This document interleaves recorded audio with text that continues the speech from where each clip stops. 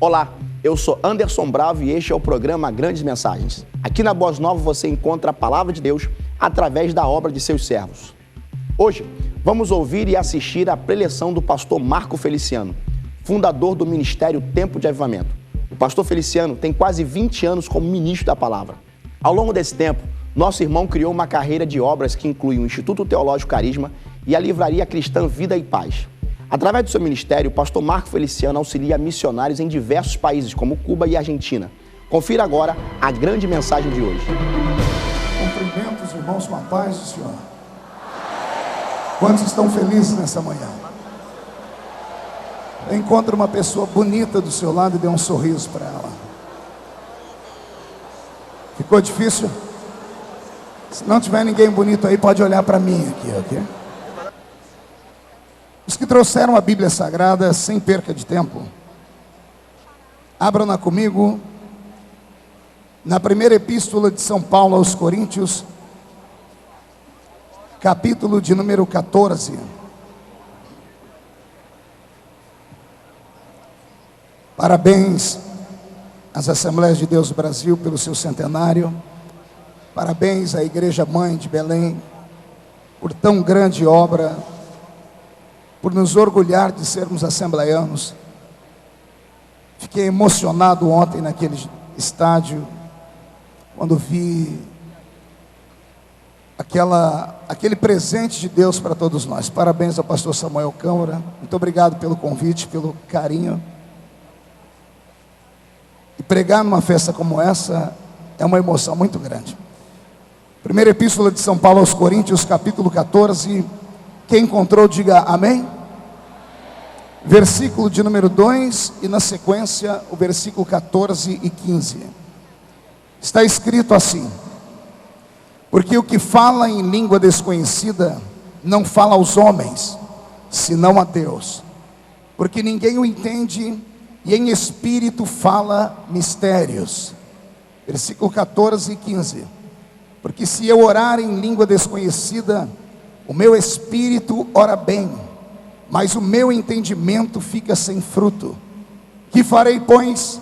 Orarei com o espírito, mas também orarei com o entendimento. Cantarei com o espírito, mas também cantarei com o entendimento. E a igreja diz amém. Coloque a Bíblia na cadeira, no banco, pegue na mão da pessoa mais perfumada do seu lado. Aproveita porque ainda dá tempo. Isso. Pegue na mão da pessoa, aperte com carinho até ela falar aleluia. Pentecostal que não faz barulho está com defeito de fabricação, não é? Vamos orar. Pai, nós te exaltamos e te glorificamos, e entendemos que daqui a alguns momentos este lugar ficará pequeno para o tamanho da glória que o Senhor vai enviar do alto dos céus. Daqui a alguns momentos os que vieram tristes para este lugar começarão a saltar de alegria. Os que vieram cambaleando, caídos ao término deste culto, sairão voando nas asas do seu espírito. E antes que eu comece a ministrar a sua palavra, Senhor, cerque este pavilhão com a sua presença. E num raio de 5 quilômetros onde houver um demônio alojado, eu dou a estes demônios segundos para desaparecerem daqui. Porque se não sumirem, serão queimados pelo poder da sua glória que aqui será derramada. Rasga o céu sobre este lugar neste momento, Senhor, e envia do céu para a terra uma comitiva de anjos. Que estes anjos desçam trazendo brasas de fogo nas mãos, comecem a esparramar estas brasas entre nós, e onde houver um crente cheio do Espírito Santo, pega ele nesta manhã, Senhor, e mostra o caminho da verdadeira adoração. É o que eu te peço em nome de Jesus. E a igreja diz amém. E os que podem, tomem o seu assento glorificando a Jesus. Glória a Deus, glória a Deus. Amados em Cristo Jesus, noiva do Cordeiro, simpatizantes da nossa fé, eu fiquei me questionando sobre o que falar para uma tão grande multidão e para uma igreja tão bem preparada.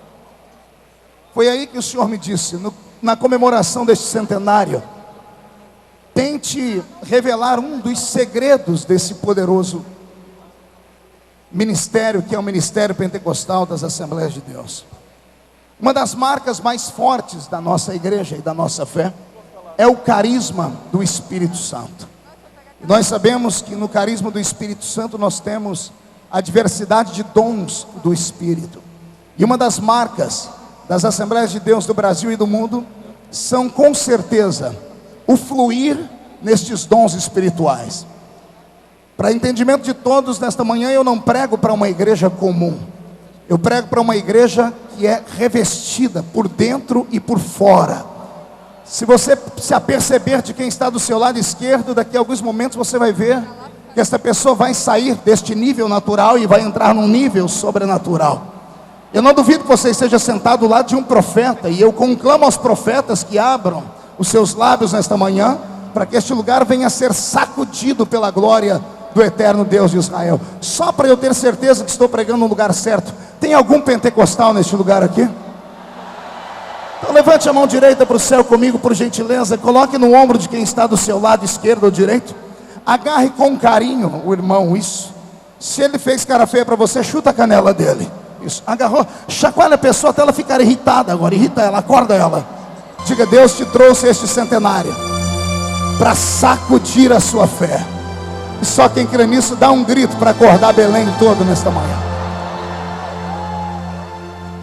Quando eu abro a minha Bíblia Sagrada na primeira epístola de São Paulo aos Coríntios, eu tenho aqui na carta magma o ensinamento do apóstolo dos gentios.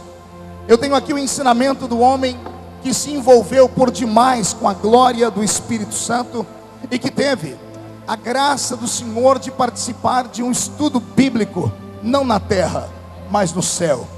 Ele mesmo contou na sua história que conhece um homem que há 14 anos passados dessa história, quando ele escreve a carta aos Coríntios, havia conhecido o céu. Ele deixou de falar que este homem era ele mesmo. E todas as vezes que na sequência ele vai ensinar a igreja, ele faz questão de dizer que tudo aquilo que ele ensinava, ele havia aprendido direto com o Senhor.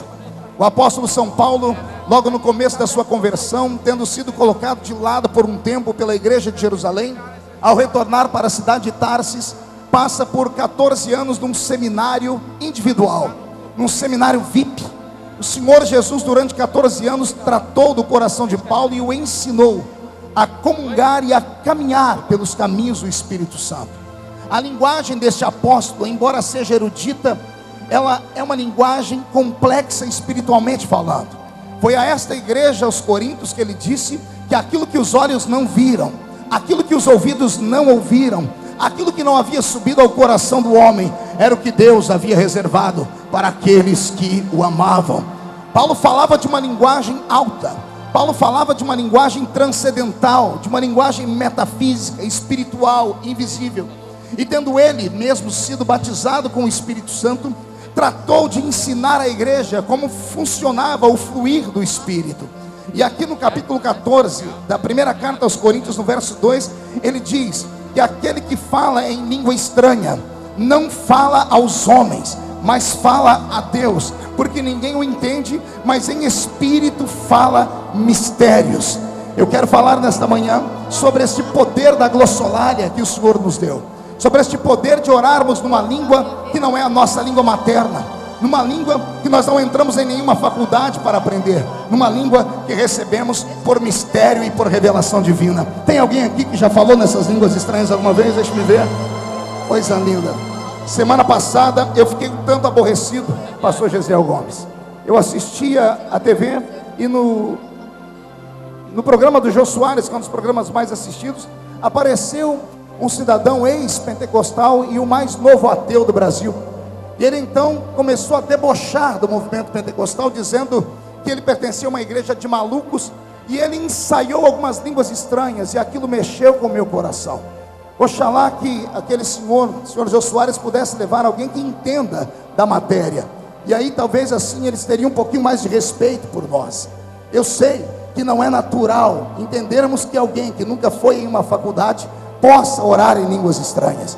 Eu sei que na mente das pessoas comuns isso não pode ser tratado de maneira normal, porque eles não entendem a linguagem do Espírito Santo. É um dom, é um mistério, e se é um dom e é um mistério, não temos que tentar compreendê-lo aqui, mas temos que recebê-lo aqui e fluir e colocar para fora.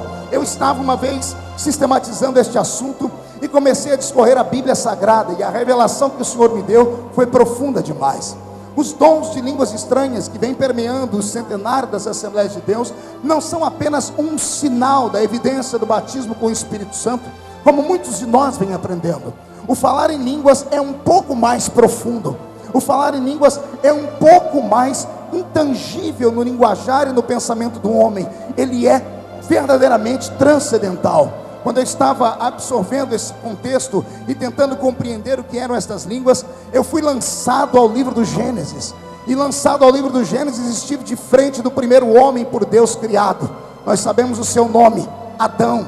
E quando Deus cria Adão, sendo o primeiro ser inteligente na terra, sendo um ser que tem a matéria da terra e tem a essência do céu, ou seja, a princípio, quando Deus faz os anjos e os cria, o Senhor os cria em essência celeste, em espírito. Na sequência, quando Deus faz os animais da terra, Deus os faz apenas do pó da terra. Mas quando Deus faz o ser humano, Deus coloca no ser humano a essência do céu e a essência da terra. Deus usa o pó da terra para fazer o corpo do homem, mas é pelo sopro da sua boca que Ele cria o espírito do homem. Então entenda você que o ser humano é a mais bela e a mais complexa de todas as criaturas por Deus já criado. Ao criar estes seres, o Senhor tem que se comunicar com eles. Se olharmos para o céu, saberemos que Deus conversa com os anjos na sua língua celeste. E os anjos são seres intelectuais, são seres inteligentes, porque são seres espirituais. Todo ser espiritual é um ser inteligente, diferente dos animais irracionais que vivem na terra. Os animais irracionais, eles não têm espírito, são apenas alma vivente. Não tem espírito porque não tem o fôlego de Deus soprado em suas narinas. Quando Deus faz o homem, Deus faz o homem uma criatura inteligente e se comunica com ele. E eu quero aqui agora mexer um pouquinho com a nossa inteligência. Tente aí agora imaginar qual era o idioma que o primeiro homem da terra falava. Acotovele o irmão do seu lado, comungue com ele, pergunte para o irmão do seu lado: que língua você acha que Adão falava? Vamos lá, vamos questionar, vamos tentar entender isso nesta manhã. Qual era o idioma do nosso primeiro homem, do primeiro homem nesta terra? Qual era o veículo de comunicação que tinha Adão com Deus? Porque a Bíblia Sagrada diz que todos os dias à tarde o Senhor descia no Éden e falava com o homem face a face. Durante a queda do homem é nato nós lermos a Bíblia, Deus dizendo assim: eu vi que você, Adão, onde está? Deus questionando ele: onde tu estás, Adão? E Adão responde: Senhor, eu vi que estava nu e me escondi. E o Senhor questiona ele: como é que você sabia que estava nu? Há um diálogo de entendimento, há uma inteligência fluindo. Se você procurar nos livros conhecidos da terra, se você procurar na Barça, na enciclopédia Barça ou no Google, qual foi o primeiro idioma que o homem falou? Porque eles vão dizer que o homem primeiro falava por sinais, por gestos de mão, por fumaça, por pedras, por paus. Mas nós ficamos com a palavra do Senhor. Foi criado um ser inteligente. Então, se perguntarmos a eles, eles vão dizer que a língua que o homem falava, o mais próximo da língua do primeiro homem, do homem primitivo, era uma língua da Suméria, o sumeriano. Mas para nós que somos celestianos, para nós que somos pentecostais até o tutano dos ossos, sabemos que a primeira língua do homem não era uma língua como eles falam. A primeira língua do homem era uma língua crível, era uma língua inteligente. E o que eu vou falar agora vai mexer com a sua estrutura. Se os céus tinham criaturas inteligentes que eram os anjos, e os anjos falavam com Deus numa língua celestial, quando Deus criou o primeiro homem na terra, qual era o idioma que você acha que Deus plantou dentro dele? O primeiro idioma que Adão falava era o idioma de Deus, porque ele entendia Deus na sua essência, e ele falava com Deus na sua essência. Vai prestando atenção no contexto e na construção dessa mensagem, e você vai entender onde eu quero chegar. Deus falava com o homem, e o homem falava com Deus. Após a queda do homem, houve uma ruptura de alianças, houve uma ruptura de amizades, mas mesmo assim, Deus permaneceu com a língua que o homem pudesse com ele se comunicar. Mas quando chegamos no estopim da raça humana, sendo uma raça que não mais cria em Deus e que traía a sua confiança, quando chegamos na Torre de Babel, quando subimos com ela, ou no alto do monte dela, vemos os homens construindo, olhamos para o céu e sentimos o peso da ira de Deus. Deus olhando para a terra, vendo que os homens o estavam chamando de mentiroso, porque o Senhor havia dito que não destruiria mais a terra com água. Se o Senhor havia dito que não destruiria mais a terra com água, ora, porque eles estavam construindo então uma torre? Naquele momento houve uma ruptura de fato entre a aliança celeste com o homem. E quando isto acontece, senhoras e senhores, o Senhor conclama no céu: eia, desçamos e confundamos a língua dos homens. Eu tive acesso aos escritos originais e descobri que a palavra confundir a língua dos homens no original significa: tiremos do homem o poder de se comunicar conosco, tiremos do homem o poder de falar conosco numa língua inteligente. É na Torre de Babel que o homem perde a linguagem celeste, é na Torre de Babel que o homem perde o contato de fato com Deus, porque o homem trai a presença do Senhor. É também pelo começo da Bíblia Sagrada que o Senhor diz: o meu espírito não estará mais com o homem, o meu espírito não permanecerá mais com esta raça que não pode me adorar, que não pode mais me agradecer. Deus corta o contato de ligação com o homem. Passa-se o tempo, Deus olha pela Mesopotâmia e vê que o homem sozinho não tem força de nada, porque o homem sem a presença do Espírito Santo que estava nele torna-se um animal, uma besta fera, um bárbaro. Imagine você que o mesmo homem que constrói a Torre de Babel, Nimrod, mata o seu pai e casa com a sua mãe, mantém relações com ela e tem filhos com ela. A raça de homens que vem para a terra sem a presença do Espírito Santo é uma raça maldita. É aí que entra a substância do amor celeste. Deus olha para o mundo e vendo que o mundo não tem condição de se manter sozinho, Deus abre então uma brecha, um subterfúgio, e ele começa então a procurar na terra alguém com quem ele possa voltar a manter contato. E Deus entra pela Mesopotâmia, e na Mesopotâmia Deus encontra um homem cujo nome era Abrão. E o Senhor percebe que o coração de Abrão é diferente dos demais homens, mas mesmo assim Deus põe em prova a sua chamada. Na calada de uma noite, o Senhor não vem em corpo presente, o Senhor vem com aquela voz interna e diz no ouvido dele: levanta-te, sai da sua parentela e vai para um lugar onde eu ainda vou te mostrar. Não houve questionamento, não houve crise interior, não houve dúvida. Esse homem levanta, começa a arrumar as suas tralhas, avisa a família, avisa todos os seus empregados, e mesmo sem saber para onde ir, ele desmancha a sua tenda e sai pelo meio da calada do deserto na noite. Não sei se para a esquerda, não sei se para a direita. Acredito que assim como eu estou aqui agora estupefato pela atitude de Abraão, o próprio céu para ver. Deus descortina o céu e olha e diz: parece que eu encontrei alguém que tem coragem de acreditar em mim, ainda que eu não lhe dê sinais. Eu disse sai e ele saiu. Ele não sabe para onde está indo, mas acreditou na minha palavra. Esse homem será o pai da fé. Quando esse homem se intitula ou recebe o título de pai da fé, Deus fica tão feliz com ele, que naquela mesma noite, quando o seu corpo já não aguenta mais caminhar, ele para, monta uma tenda novamente, e quando ele vai dormir, vem a voz do Senhor de novo, diz: Abraão, sai da sua tenda agora e olha para o céu e conta as estrelas do céu. Obediente, penso eu, ele começa a contar uma, duas, não sei quantas ele chegou. Nessa nossa terra, nesse nosso mundo moderno, no livro do Guinness Book, foi considerado um indiano, um homem com a maior visão da terra. Ele conseguiu catalogar a olho nu durante 3 dias, com pessoas do seu lado, 2.500 estrelas diferentes. Se Abraão tivesse o QI desse homem, vamos imaginar 2.500 estrelas e a voz do patriarca embargando e parando, e Deus dizendo: por que parou de contar? E ele dizendo: porque não dou conta de contar. O Senhor me manda fazer algo que eu não dou conta. Eu imagino uma gargalhada celeste, eu imagino um gozo no céu, e Deus dizendo: ainda bem que você não conseguiu contar, porque se você conseguisse contar as estrelas do céu, um dia alguém conseguiria contar o número de bênçãos que eu tenho para você.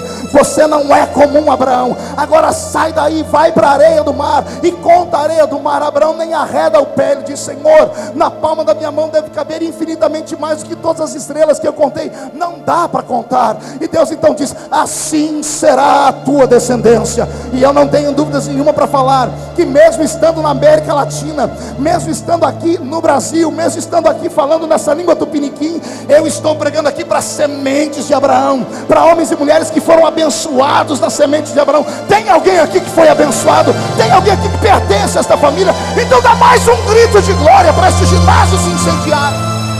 Esta é uma mensagem forte que fala ao povo de Deus. Tenha em casa essas palavras de fé. Ligue agora e peça a sua edição desse programa. Nós mandaremos aí para sua casa esse presente por um preço especial.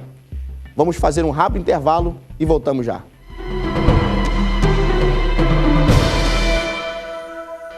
Estamos de volta, hoje com a pregação do pastor Marco Feliciano no Centenário Centro de Convenções em Belém do Pará. Ligue para este telefone e peça o seu DVD, essa palestra, e aproveite para solicitar outras edições.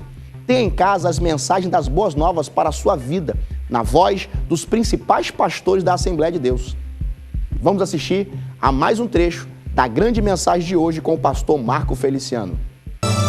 Acompanhe o meu raciocínio. Agora que Deus faz uma aliança com este homem, Deus dá provas e começa a prová-lo mais ainda. Ele não tem um filho. Sabemos que o filho da promessa vem quando ele já tem 100 anos de idade. Quando este filho nasce, o Senhor dá a ele um riso, dá a ele uma alegria. É deste filho de Abraão, estou falando de Isaac, não de Ismael. De Isaac vem os 12 filhos que transformam-se então de Isaac vem aquele que nasce Jacó, ou melhor, o seu filho, o seu rebento, o neto de Abraão. E de Jacó vem os 12 filhos que compõem as 12 tribos de Israel. Quando o Senhor levanta a sua tribo e coloca eles como uma nação, o Senhor começa a testá-los na terra do Egito. São 430 anos lá naquela terra, aprisionados. 430 anos comendo daquilo que aquela terra produzia. 430 anos comendo cebola, pepino, bebendo daquelas águas barrentas do rio Nilo, comendo a lavagem que sobrava da mesa dos faraós. Mas mesmo assim,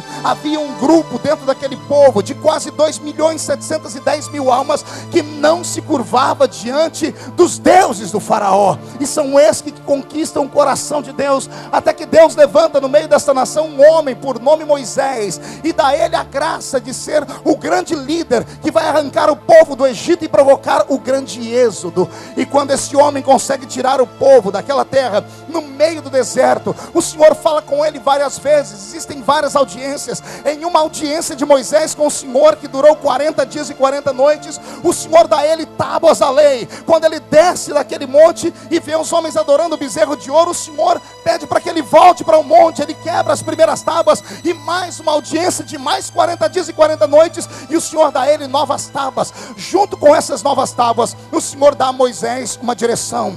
O Senhor, por piedade, deve ter falado com ele: Moisés, o meu povo passou quase 5 séculos na terra do Egito, e parece que 500 anos foi o suficiente para eles perderem a direção da adoração. Vendo o povo do Egito adorar os seus pseudos deuses, Marduk, Azera, Astarote, Baal e tantos outros mais, vendo que esses deuses tinham casa, vendo que tinha uma direção, o templo de um ficava ao norte, o outro ao sul. Quando eu tirei o povo do Egito, eles estão no meio do deserto, na península do Sinai, eles não sabem para onde adorar, eles precisam de algo onde eles possam fincar a fé deles. E para não destruí-los, eu te dou um modelo do céu: faça para mim um tabernáculo. E quando o Senhor dá a direção para Moisés construir o tabernáculo, que é uma réplica fidedigna daquilo que tem no céu, Moisés vem construindo com o povo. Após o tabernáculo estar construído, preste atenção, do meio das 12 tribos, o Senhor escolhe uma tribo para ser a sua tribo sacerdotal.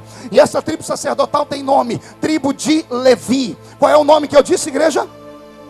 Pode falar um pouquinho mais alto, por favor? Acotovela o seu irmão de novo.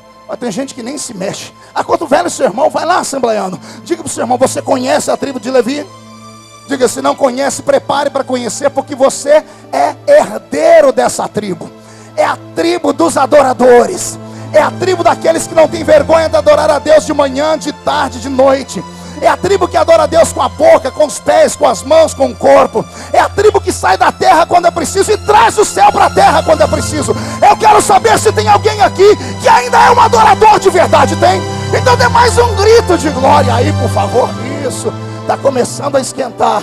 Agora imagine você que esta tribo de Levi, o Senhor os separa em 4 grupos. Quantos grupos, igreja? Da tribo daqueles que nasciam levitas, o Senhor escolheu 4 grupos, porque a tribo de dos levitas torna-se uma tribo especial. A tribo de Levi torna-se uma tribo diferenciada, porque eles vivem para trabalhar com o Senhor dentro do seu tabernáculo. Eu descobri que a tribo dos levitas, ou os levitas em si, eram separados em 4 grupos. O primeiro grupo era o grupo dos levitas natos, aqueles que nasciam com o sangue dos levitas, aqueles que vinham daquela herança digna que o Senhor disse que ele era a própria herança dos levitas. E olha que coisa linda, bastava ser levita de sangue para você poder caminhar e perambular por aqueles alpendres do sagrado templo. Nenhum daqueles da tribo de Israel podiam fazer isso, mas os levitas tinham a chancela, tinham a promessa e a marca. Eles podiam caminhar ao redor do santuário, mas também parava por aí. Para subir a escadaria do átrio, não bastava ser levita, tinha que ser um levita preparado, que estudava dos 5 anos até os 13 anos de idade, as sagradas escrituras por Moisés agora escrita, as sagradas escrituras que continham o Pentateuco que estava sendo escrito naquele tempo, e o livro dos próprios Levíticos. Imagine você que a criança preparada para isso, quando atingia a idade de 18 anos, chegava a subir a escadaria do templo, e na escadaria do templo era consagrado a levita mor, ou seja, ele ia além do sangue, era um levita escolhido, e ele então, quando entrava no átrio, dedicava-se ou à música, ou à sacracidade da pia de bronze, ou como um escriba e escritor. Então, não bastava ser levita para ficar tão próximo do Senhor, tinha que ser um levita dedicado. Essa é a segunda graça. A primeira graça são os levitas de sangue, o segundo são os levitas mor. Mas uma vez que a pessoa chegava no átrio, ela olhava para o segundo compartimento do templo, que era o lugar santo, e lá no lugar santo havia pias, ou melhor, havia ali naquele lugar altares de sacrifício, o menorá com as suas lâmpadas acesas, a mesa do pão da proposição. E olha que lindo, mesmo sendo um levita mor, não podia se atravessar para o segundo nível, tinha que se preparar para isso. E aí então o menino estudava de 18 a 30 anos de idade, e quando chegava a idade de 30 anos ele tinha a certeza de que ele então poderia estar ali, porque aí ele era consagrado a sacerdote, e o sacerdote rompia o átrio e entrava no Santo dos Santos. Mas também, quando chegava no Santo dos Santos, havia uma barreira, ou melhor, no lugar santo, havia uma barreira que era um véu chamado véu do templo, que pesava 1 tonelada. Este véu separava os homens daquilo que era mais sagrado em Israel, que era uma tal arca da aliança que Deus deu a Moisés para construir, algo que representava o trono daquele que está sentado entre os querubins. A arca da aliança não era apenas uma caixa de madeira pintada de ouro, a sua tampa era toda sagrada, era um propiciatório feito de ouro batido, com 2 querubins sobrepostos em suas asas, ou seja, era aquilo que Moisés enxergou no céu como sendo o trono de Deus, porque Deus se assenta entre as asas dos querubins. Todavia, para entrar atrás daquele véu, não bastava ser levita, não bastava ser levita mor, não bastava ser sacerdote, a pessoa tinha que ter um nível maior, que era o sumo sacerdote. Repita comigo: sumo sacerdote. Não ouvi, eu acho que eu ando meio surdo, diga de novo. Sumo sacerdote. Pastor, onde é que o senhor quer chegar? O que é que isso tem a ver com línguas estranhas? Calma, que você já vai entender. Imagine você agora que somente um homem podia atravessar aquele véu do templo, e ao atravessar o véu do templo e colocar o sangue nos 4 cantos daquela arca, dar 7 passos para trás, isso vestido de uma indumentária completamente sagrada, que deixava todo o seu corpo coberto. A única parte do corpo do sacerdote que ficava descoberta era a palma de suas mãos e o seu rosto. Todavia, as suas mãos vinham manchadas em sangue, e o sangue era uma espécie de proteção para as mãos, e o seu rosto era fechado com aquela barba e parte da mitra que caía sobre as suas orelhas. O corpo do sacerdote era fechado ao entrar dentro daquele lugar, mas uma vez que ele ali dentro entrava, ele estava diante daquele que fez os céus e a terra. Nós conhecemos por inferência e por experiência bíblica que Deus descia naquele Santo dos Santos apenas uma vez em cada ano, e quando o Senhor descia, havia uma comoção e um temor sobre o povo. Também só um homem podia chegar ali. Olha que equação linda o Senhor me deu agora. Milhares de levitas podiam caminhar ao redor do templo, algumas centenas podiam ir ao átrio, algumas dezenas iam ao lugar santo, mas só um chegava no Santo dos Santos. Será que a igreja entendeu? Eu vou repetir: milhares podiam ficar ao redor do templo, mesmo sendo especiais, mas só algumas centenas iam até o átrio. Dessas centenas, algumas dezenas chegavam até o lugar santo, mas só um chegava no Santo dos Santos. Eu abro um parênteses aqui no meio dessa pregação, porque o Senhor me tocou para perguntar a esses que aqui estão nesse centenário das Assembleias de Deus: você está satisfeito com o que tem daquilo que nós chamamos de carisma e dons do Espírito? Você está satisfeito com a vida pentecostal que você tem, com esta vida domingueira que você se prepara no domingo com aquela roupinha de ver Deus, senta nos bancos da sua igreja, abre a harpa cristã, ouve uma palavra, ouve uma pregação e daqui a pouco volta para sua casa? Ou você é um daqueles que, como quando novo convertido, tem sede, tem fome daquilo que é sobrenatural? Ou você é um daqueles que cresceu como eu, lendo livros e ouvindo pregadores que incendiaram meu coração, e que todos os dias ao ver diz assim: Senhor, eu quero chegar lá, eu quero estar mais perto de Deus. Eu gostaria de saber se existe alguém aqui que gostaria de ir onde ninguém foi ainda. Tem alguém? Então dá mais um grito de glória.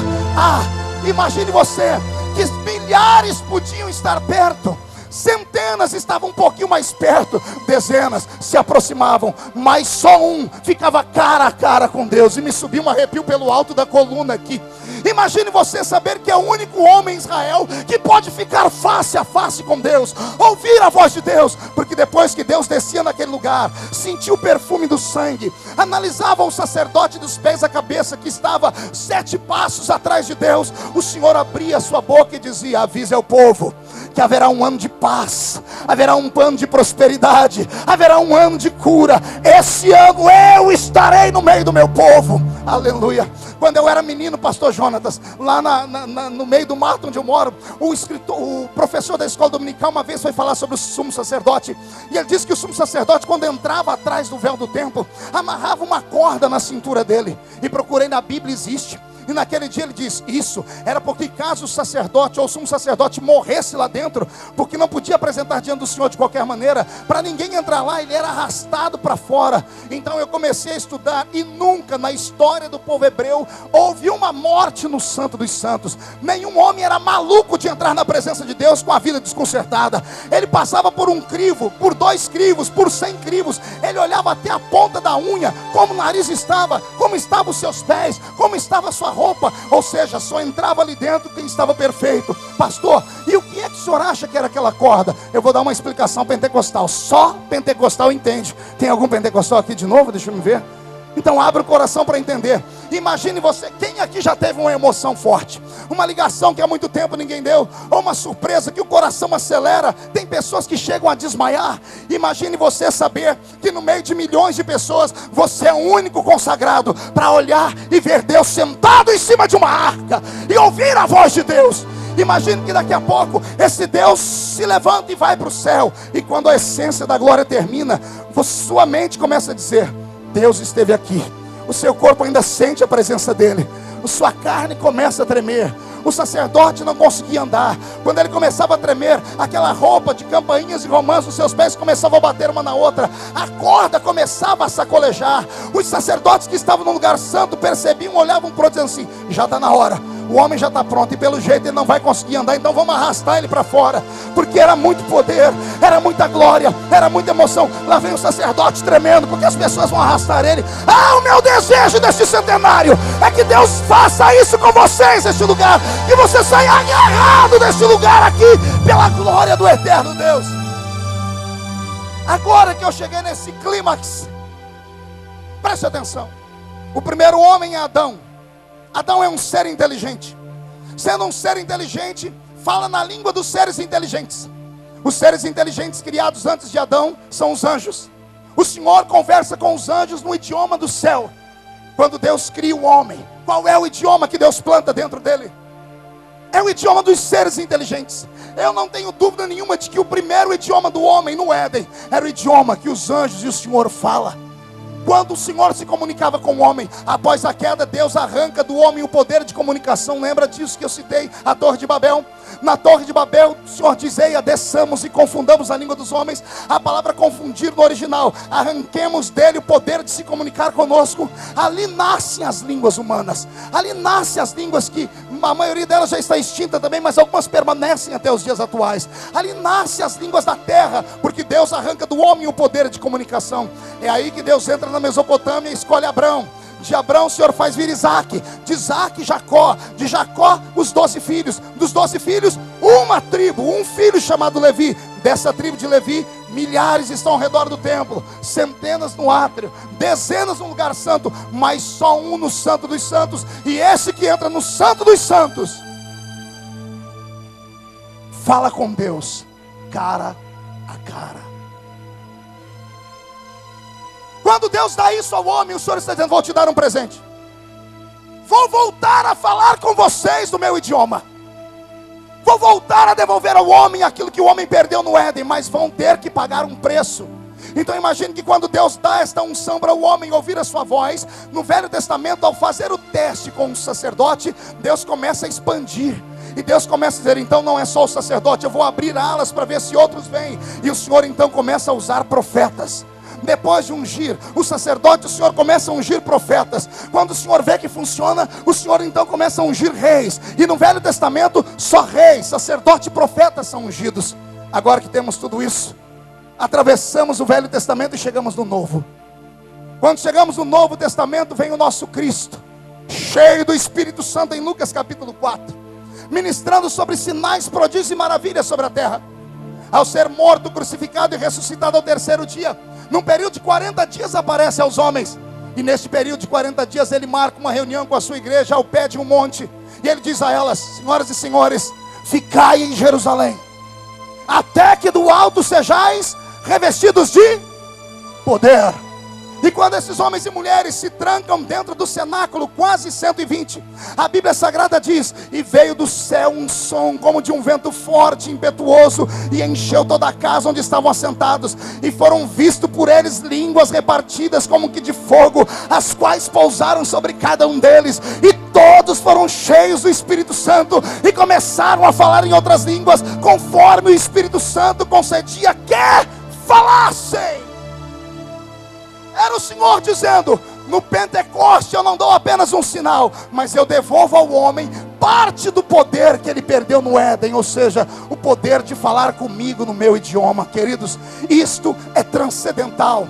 Este é o maior legado que as Assembleias de Deus do Brasil têm e têm ensinado ao mundo. Qualquer homem ou qualquer mulher que se envolve com o nosso ministério, qualquer pessoa que pode ter saído da roça. Eu costumo dizer que onde eu nasci, lá na Vila Tatu, 90% dos irmãos só tinham 2 dentinhos na boca, o zagueiro e o atacante. A maioria deles era analfa de pai e berta de mãe, mas toda vez que botavam o joelho no chão, não sabiam falar português direito, mas uma rajada de línguas ininteligíveis ao homem saía de dentro deles, e isto trazia arrepios, e isso trazia força. Pastor, por que é que eu falo em línguas então? O apóstolo São Paulo sistematiza isso no verso 14 e 15, olha o que ele diz, porque se eu orar em língua desconhecida, o meu espírito ora bem.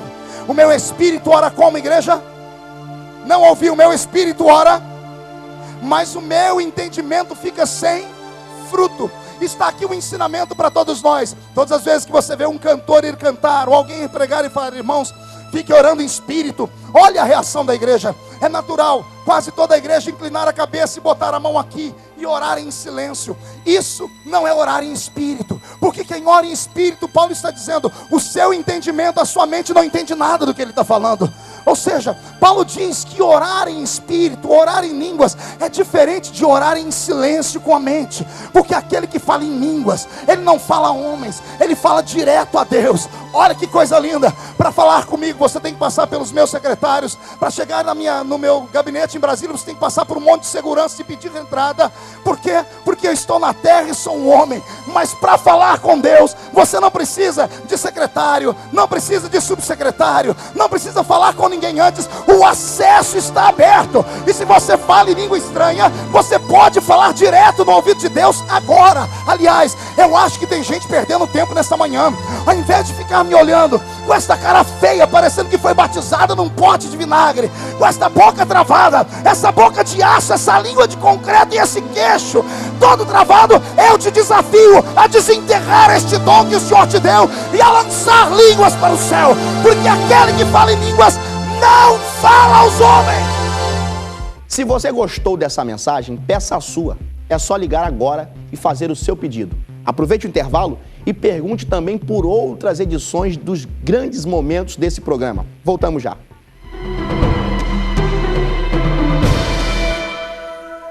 Estamos de volta com o último bloco dessa edição.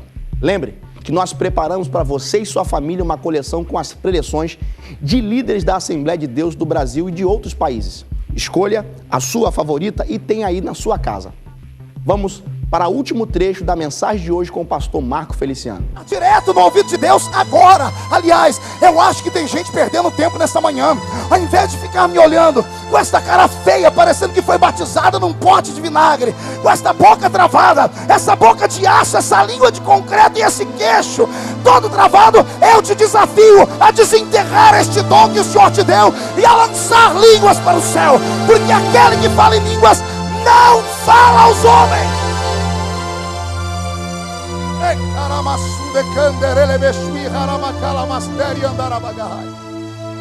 O Senhor te deu um talento que só os anjos têm. O Senhor te deu um talento de falar no pé do ouvido do nosso Deus. Você sabe o que significa isso? Imagine você passando pelo vale da sombra da morte, e então querendo uma audiência com Deus.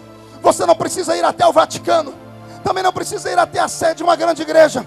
Você pode transformar o seu banheiro numa sala de audiência. Pode transformar um vaso sanitário, se a senhora estiver trabalhando em uma casa, e ao fechar a tampa e dobrar os joelhos e inclinar ali, ao santificar o lugar, o altar está preparado. E se tiver coragem de envergar uma língua estranha e começar a falar essas línguas, não tem demônio, não tem Zé Pilintra, Zé Pilantra, Exu Caveira, Tranca-Rua, Preto Velho capaz de parar a sua língua. Eu desafio esses crentes do centenário a fazerem um coral de línguas estranhas neste lugar. Só os batizados com o Espírito Santo, por favor, dê uma rajada de línguas estranhas neste lugar. Isso é um dom perfeito. Dias atrás, eu estava pregando em uma igreja lá no interior de São Paulo, e o culto estava um pouco difícil, estava meio travado. E sabe quando o culto não flui, não vai? Isso mata qualquer pregador pentecostal do coração. Quer matar a gente do coração? É a gente está pregando e você ficar com o braço cruzado, olhando para a gente, dizendo assim, isso aí eu já sei. E no meio daquele culto, como valente, preguei 15, 20, 25 minutos, quando de repente eu olhei para o fundo da igreja e entrou um grupo de 5, 6 pessoas. Eles chegaram, se acomodaram num canto, mas menos de 5 minutos depois eles estavam gritando, estavam glorificando a Deus, pastor Elenay Cabral. E é engraçado, esse negócio de glória a Deus pega. Pode perceber, sente perto de um crente gelado e você vai ver a tristeza que é, te dá angústia. Nem se você quiser dar glória a Deus você consegue. O indivíduo está tão frio que mais 5 minutos perto dele você pega um resfriado. Agora sente perto de um crente canela de fogo também. Se o gelo pega, o fogo pega mais rápido ainda. Eu aprendi isso desde criança. Agora imagine que daqui a pouco aquele grupinho começou a dar glória a Deus alto e a igreja toda olhou para eles, mas eles não se deram por constrangidos e continuaram a glorificar. Mais 20 minutos e a igreja estava incendiada. Quando eu terminei de pregar, missão cumprida, lá vem aquele grupo que chegou por último para tirar uma foto. E eu disse, com vocês eu tiro foto, faço o que vocês quiserem. Aí eu falei, vocês moram aqui perto? Porque eu tinha agenda naquela região ainda. Eu disse, vocês não podem ir lá fazer uma horinha extra na outra igreja? Que eu preciso de uma torcida organizada para andar comigo. Aí, escute, por favor, diga para o seu irmão, não se escandalize. Diga, não se escandalize. Olha o que o rapaz me disse. Pastor, vai depender do nosso padre. Vai depender do nosso padre. Eu fechei e falei, como é que é? Vai depender do nosso padre, porque ele liberou só nós 6 para vir aqui. Mas o que vocês são? Nós somos carismáticos. E eu falei, mas ele disse, não pastor, fica tranquilo que nós já assistimos o seu DVD. Nós não somos daqueles carismáticos que aprendem a falar em línguas em fitinha cassete não, viu? Nós assistimos o seu DVD, aprendemos e recebemos o batismo com o Espírito Santo e com fogo. Aí na hora eu falei, então por favor, fica aqui com a gente, dá uma mãozinha. Eu falei, não pastor, vocês já são mais do que avivados. Nós queremos levar esse avivamento para o outro lugar, do lado de lá. Eu fiquei assim, pasmo, quando eles saíram, eu falei, meu Deus, o que aconteceu? Eu pregando na minha igreja, na Assembleia de Deus, e o culto travado, os crentes não davam glória. Precisou chegar um grupo aqui que para nós é estranho, que sofre o nosso preconceito, e mostrar isso.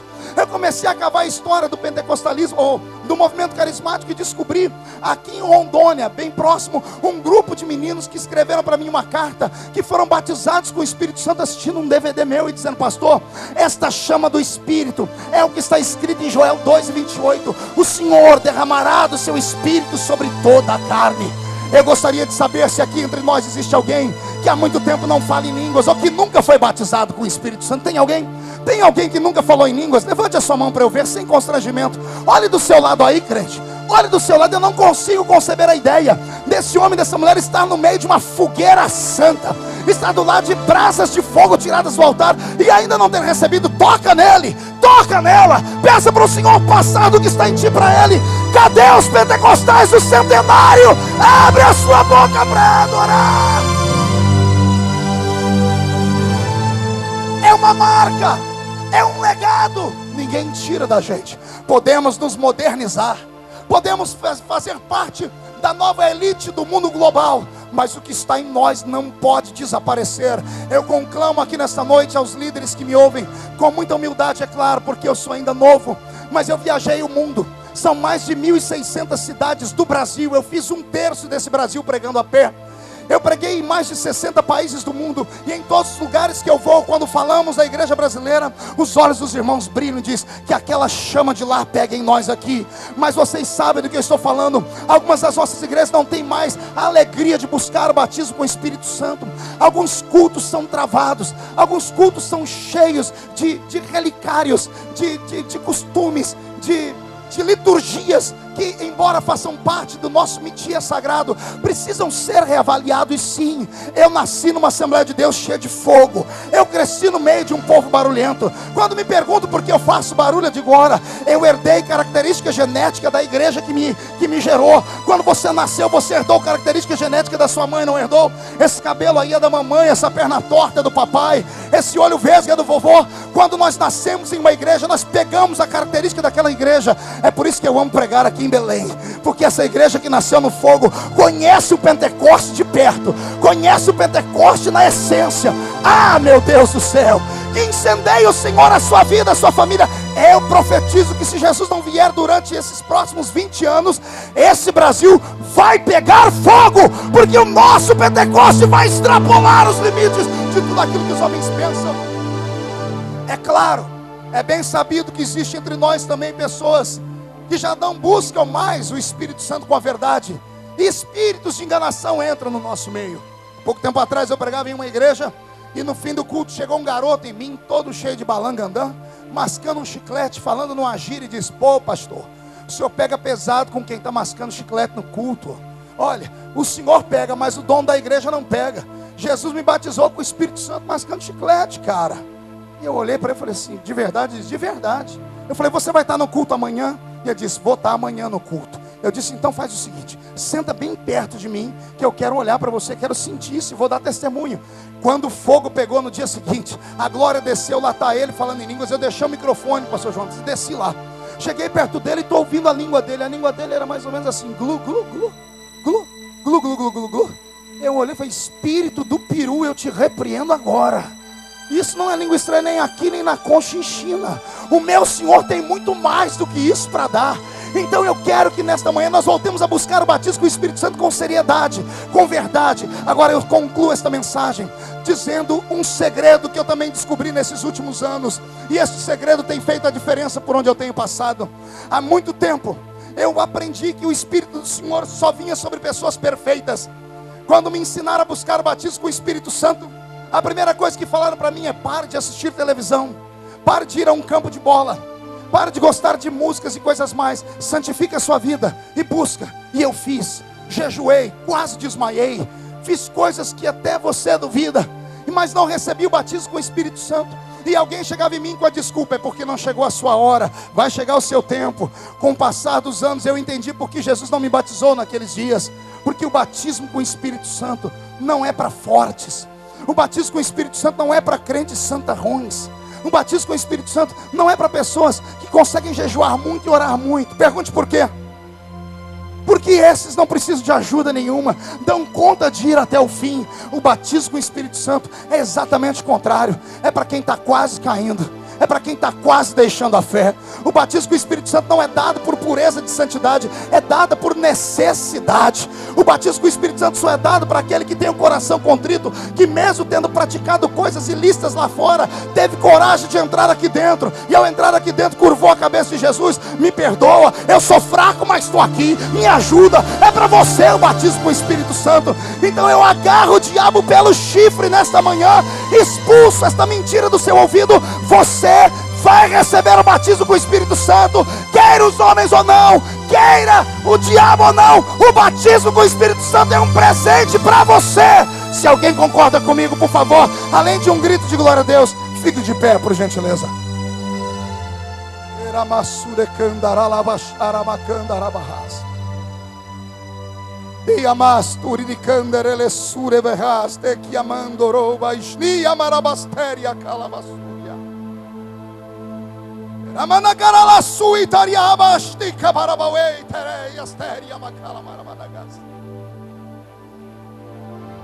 Rompa a terra. Pegue na mão de quem está do seu lado. Saia da terra nesta hora. Por um momento vamos praticar o dom que Deus nos deu. Por um momento vamos praticar o talento que o Senhor nos deu. Vamos preparar o ambiente para o segundo pregador desta manhã. Vamos preparar o ambiente para que o Senhor tenha liberdade entre nós. Línguas estranhas não são apenas um sinal, é devolução do poder que o nosso primeiro irmão tinha, Adão. Nosso pai tinha o poder de falar com Deus na língua dele. Fale agora, fale em nome de Jesus. Fale com Deus no idioma dele. Rompa os céus, rompa a terra, rompa a atmosfera, rompa o cosmos. Fale com o Senhor no idioma dele. Eu conclamo aos crentes batizados com o Espírito Santo para falarmos com Deus na língua dos anjos agora.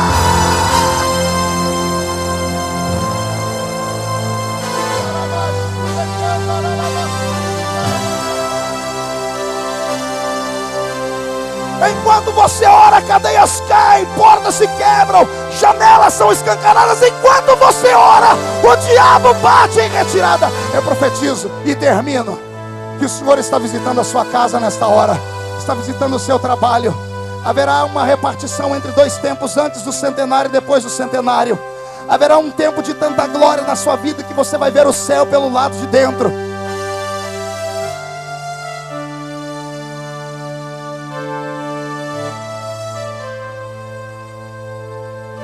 Lembre, somos filhos da Assembleia de Deus, somos a geração do centenário. E quem concorda comigo, dê mais um grito de glória. Para encerrar, a mão direita erguida ao céu. Chegamos ao fim de mais um programa. Participe com a gente dessa cruzada de fé. Ajude a Boas Novas a transmitir a palavra de Deus pelo mundo. Peça o seu DVD com esta grande mensagem e contribua com a nossa missão. Por hoje é só. Nos vemos na próxima edição de Grandes Mensagens aqui na Boas Novas. Um grande abraço e que Deus te abençoe.